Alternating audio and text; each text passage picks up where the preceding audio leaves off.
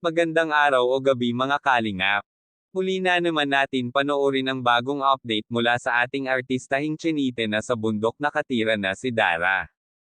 Pero bago po yan pakisuportahan po muna natin ang ama ng Kalingap na si Val Santos Matubang at Kalingap Rob Matubang pati na rin ang mga viewers at reactioners. Maraming salamat po. Muling binisita nila Kuya Rob ang pinapagawang bahay para kay Dara. Nagulat ito si Kuya Rob dahil sa kanyang nakita dahil sa mabilis na paggawa. Sabi ito ng mga karpentero ay nahirapan daw sila dito dahil araw-araw umuulan, lalo na sa paghakot ng mga materyales. Napakalayo daw ito sa kalsada kaya minabuti ng karpentero na gumamit ng kalabaw. Naabutan ito ni Kuya Rob na naghahanda ito si Dara ng merienda para sa mga karpentero pero kada rating lang niya ito galing sa eskwela.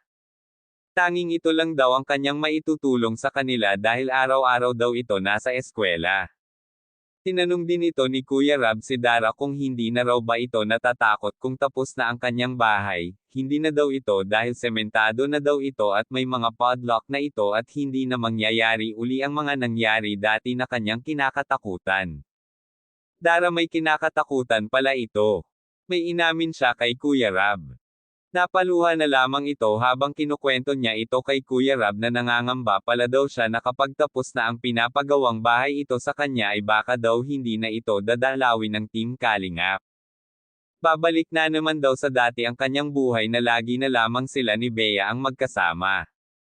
At baka daw ito ay mainto na naman sa kanyang pag-aaral.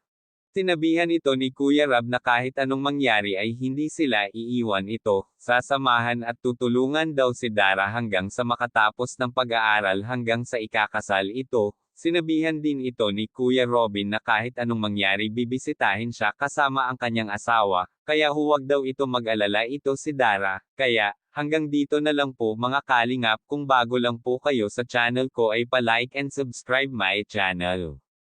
Thank you for watching. And God bless us all.